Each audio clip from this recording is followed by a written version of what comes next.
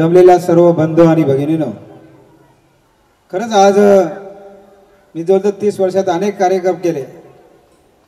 त्या कार्यक्रमाची लिस्ट का आम्ही हिशोब ठेवला नाही, परंतु 2-3 दिवसापासून हा कार्यक्रम होणार आहे. पाणी आता आपल्याला मिळणार आहे. तो तुम्हाला जेवढा आनंद झाला असेल तेवढाच आनंद मला झालेला आहे. दादा, मी तुम्हाला थोडक्यात स्टोरी सांगतो. 2000 साली तुम्ही मला उमेदवारी दिली तेव्हा नाक्यावरची परिस्थिती एवढी बिकट होती. मी थोडक्यात 2 मिनिटात सांगतो की नाक्यावरची सगळ्या महिला विहिरी शोधायच्या, डोंगरावरच्या पलीकडे जायच्या, चितपाडाच्या इकडे जायच्या. जिथं विहिरी असेल तिथून विहिरीवरून डोक्यावर हंडा घेऊन ही लोक त्यावेळेस ते पाणी पुरवत होते.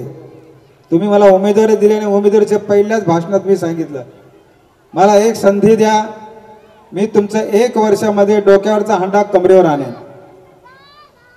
डोक्यावरचा हंडा कमरेवर आणेन. तुम्ही 7 ते 8 म्हणजे वर्षभराच्या आतमध्येच दादा त्यांना स्टँडपोस्ट पहिल्यांदा दिले. स्टँडपोस्ट दिल्यानंतर डोक्यावरचा हंडा कमरेवर आला. 2 वर्षामध्ये सांगितलं तुम्हाला कमरेवरचा हंडा आता जमिनीवर आणतो. जमिनीवर आणला आणि घरी कनेक्शन द्यायला सुरुवात केली.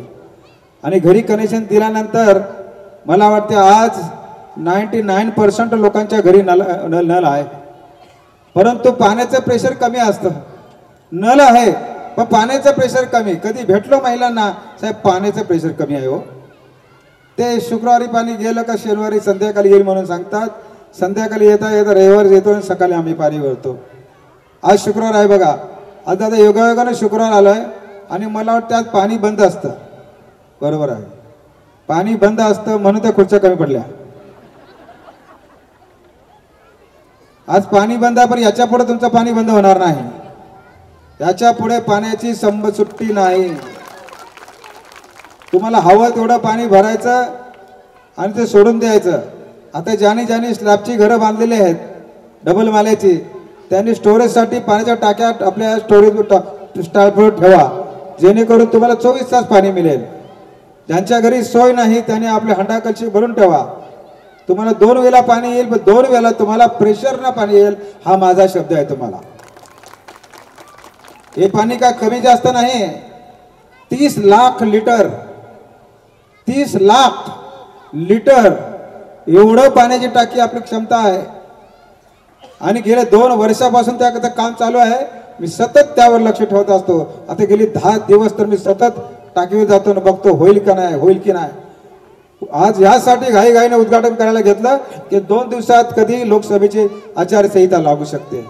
आणि जर आचारसंहिता लागली असते तर मला वाटतं अजून 4 महिने आपल्याला या पाण्यापासून वंचित राहायला लागलं असतं. म्हणून तुम्हाला दिलेला पाण्याचा शब्द आम्ही दोघांनी पुरा केलेला आहे. म्हणून आजचा दिवस महाशिवरात्र आणि महिला दिन हा आपल्याला कायम आपल्या आठवणीत राहील असं मला वाटतं. आपल्यासाठी कुठलाही कार्यक्रम असो, आपल्यासाठी दादा महत्वाचा आहे. एकदा दादाने हा म्हटलं का अनंत हे काम कर का, मी ते काम कुठल्याही परिस्थितीत करतो. आणि मी दादाला सांगितलं, दादा माझ्या कार्यक्रमात तुम्हाला ह्या कार्यक्रमाला यायचं आहे, तर दादा सर्व सोडून आपल्या कार्यक्रमाला येतो. A to Z कार्यक्रम, जेवढे कार्यक्रम केले तेवढे दादांच्या साक्षीने दादांच्या समोर केलेले आहेत. दादाने बघितलं आता महिलांची संख्या एवढ्या प्रमाणामध्ये महिला येतील. कारण मी दुपारीच म्हणालो पुरुषांना, आज पुरुषांनी कमी बसायचं, महिलांना बसायला द्यायचं. तर महिलांनी एवढं जागा ठेवली की पुरुषांना बसायला जागाच नाही राहिली. हरकत नाही, तुमच्या चेहऱ्यावरचा खुशीच आम्हाला सर्व काय देते. आता आचारसंहिता लागली तर तेव्हापासून तुम्हाला पाणीच येणार आहे. मग पाण्याची तुमची बोंब नसणार.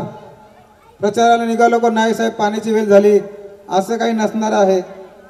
आता लोकसभेच्या निवडणुका येतील, मग विधानसभेच्या निवडणुका लागतील, मग आपल्या महापालिकेच्या निवडणुका लागतील. या सगळ्या गोष्टीची आपल्याला तयारीच करायची आहे. शशिकला सुताराने मी तुम्हाला शब्द दिला होता, हे गार्डन दादा तुम्ही बघताय, मी असं मोठेपणा नाही करत माझा स्वतःचा, पण जर मी नगरसेवक नसतो तर या गार्डन मध्ये झोपड्या झाल्या असत्या. फक्त झोपड्याच बांधल्या असत्या, 500-600 झोपड्या बांधल्या असत्या आणि त्याची कमाई आपली सुरू केली असती. परंतु झोपडपट्टीमध्ये गार्डन बांधणारा एक नगरसेवक तुमचा शिष्य आहे हे सांगायला मला आवडतं. संध्याकाळी दादा या महिलांनी आणि पुरुषांनी गार्डन भरलेलं असतं. सगळं चांगला प्रकाश पडेल असा उजेड आहे. 2 दिवसापूर्वी हा हायमासचं आम्ही सुरू केलं. पाण्याचा कारंजा आहे, तलाव आहे दादा आपल्या गार्डनमध्ये, आपल्या वॉर्डमध्ये तलाव सुद्धा सुशोभित केलेला आहे. समाज मंदिर आहे आपल्या वॉर्डमध्ये, सांस्कृतिक भवन आहे आपल्या वॉर्डमध्ये, त्याच्यामध्ये व्यायामशाला आहे, महिलांच्या साठी पतपेढींसाठी कार्यालय उभं केलेलं आहे. सगळ्या गोष्टी जेवढ्या शक्य आहेत तेवढ्या या स्लम एरियामध्ये आम्ही केलेलं आहे. दादा एकच मागणी आता मला, आता यांना काय गटर वॉटर मीटर हे दुरुस्तीचंच काम राहिलं. आता मला यांना उंच माल्यावर बघायचं आहे,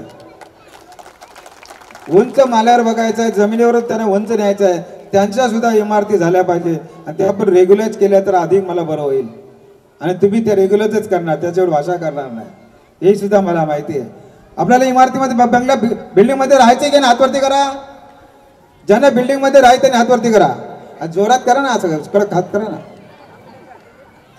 सर्वांना बिल्डिंगमध्ये राहायचं आहे आणि तुम्हाला बिल्डिंगमध्ये राहण्याकरता हा भाऊ साहेब आणि तुमची ताई हे आम्ही तुम्हाला वचनबद्ध आहोत. आता तुम्हाला काय राहिलेलंच नाही. घरामध्ये नळ आलेला आहे, शौचालय आलेलं आहे, काहीच राहिलेलं नाही. फक्त दादा काहीकांची घरं 2 माल्याची बांधलेली आहेत, पण घर बघाल तर एखाद्या याला बंगल्याला सुद्धा लाजवतील अशा प्रकारची त्यांनी घरं बांधलेली आहेत. म्हणजे चांगल्या घरामध्ये सुशोभीकरण केलेलं आहे. म्हणून यांना दादा माझं स्वप्न आहे आणि ते स्वप्न मी तुमच्याकडे सुपूर्द करतो की आमच्या लोकांना एकदा इमारतीमध्ये या पंचवार्षिकमध्ये झालं पाहिजे एवढी इच्छा व्यक्त करतो. आणि कमी कालावधीमध्ये तुम्हाला मी बोलावलं आणि तुम्ही एवढ्या प्रचंड संख्येने महिला दिनाच्या निमित्ताने आलात.